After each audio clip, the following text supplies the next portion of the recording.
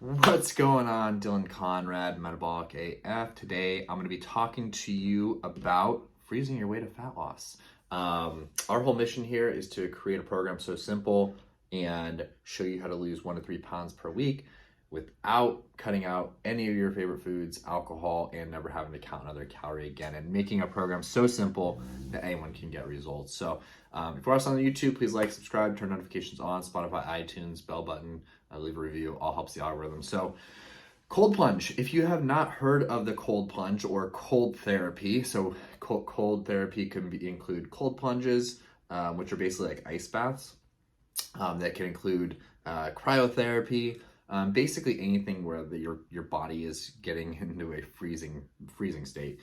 Not freezing, but very cold. So it's about 40 degrees is typically where they're looking at those temperatures in a cold plunge.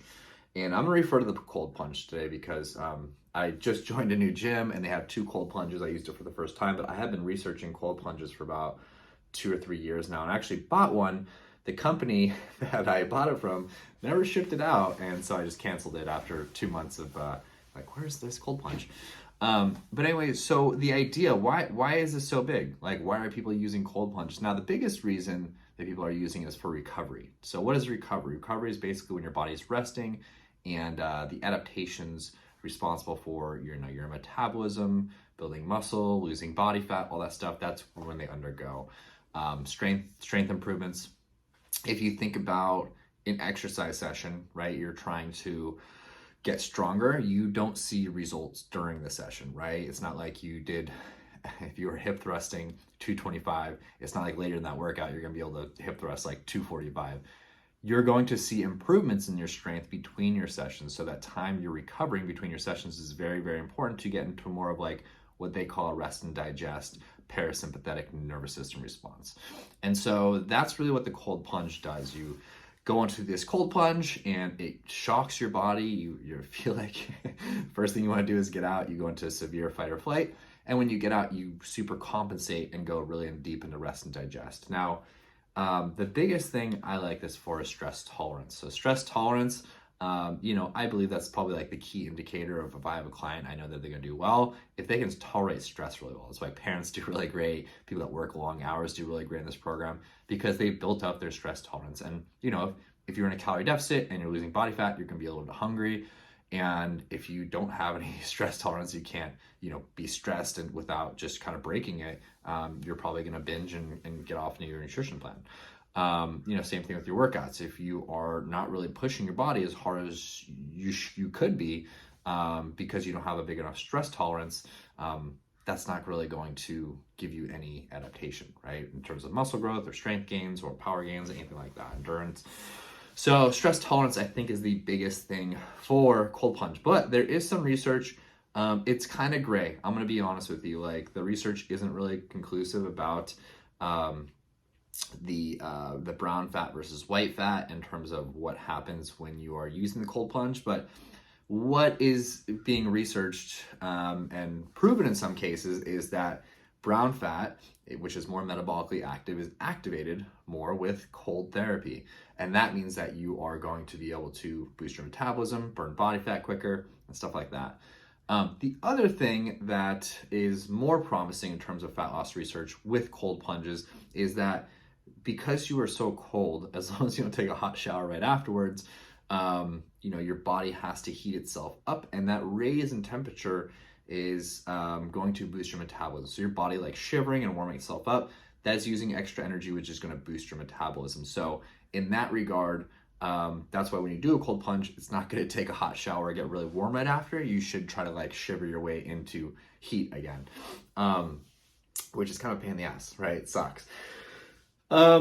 So yeah, that's the biggest thing. If you think about thermogenics, like thermogenic supplements, like fat burners, we use a fat burner called Burn Am. I'm researching African mango fruit right now, but those are thermogenics. Basically, they heat your body up. When your body's warmer, you burn more calories, right? And so your metabolism goes up. So that's kind of like the two-headed part of the cold therapy. Does it really actually boost your metabolism? I would use your body as an experiment, right? So if you're doing cold therapy, some cold plunges, cryotherapy, do it for a couple weeks. eat exactly the same thing before and after in terms of like your macros, and see what the results are. If you lose more body fat during the cold plunge, probably, then your body probably responds to it. And your body doesn't, then, maybe the research is not good, or your body just doesn't respond to it. So it could be both in that regard. So that's the cold therapy. So when should you do it? Should I buy a cold plunge? I've seen some of them for like $1,200, so they're getting a little bit cheaper. I mean, back in the day, they were like 5 to 10, 15 grand average. So now they're getting a little bit cheaper. Should you just use ice in a bath? You could, but it's kind of a pain in the ass. And the other thing is your body temperature does heat up that ice. With the cold plunges, they circulate cold air in it, so it's staying the same exact temperature, about 30, I think between 38 and 42 degrees. Don't quote me on that, but I think that's what they're saying in between. Now, how long do you want to do it? You want to find what the minimum effective dose is. Now, for most people, it's going to be about 3 minutes. You can build up to that too. But you don't want to get, like, there is an adaptation to where you don't feel as much of a fight or flight response, and you kind of get used to it. And that's not good. And that's why it's probably not the best idea to be using it every single day, and definitely not using it like multiple times throughout the day for consecutive days on end. The other thing is you don't want to use this during days that you exercise. So days you exercise, when you're exercising, whether you're doing cardio or HIIT or lifting weights, you are going to have an inflammatory response, and that's what's responsible for your body improving between sessions. And so if you are shutting off this inflammatory response by icing your body, basically, you're not going to see any progress. And this is like the biggest thing that kind of grinds my gears at my gym, is because I see people working out and doing before and after the workouts, which is the worst time. If you are going to do on a workout day, if you're working out in the morning, do it in the evening and vice versa. That's what I would say you're going to get a response. It's also really great for sleeping, going to a fight or flight and then rest and digest. So if you can do it close to the evening, if you're having trouble sleeping, that should be good. Match that with some GABA and you'll be flying. GABA, GABA, I'm starting to take it again. I'll do another podcast on that, but it's a great supplement for relaxation, stress, anti-stress. Yeah, I mean, my plan is to just do it on my off days, 3 minutes, and probably just 3 times a week tops.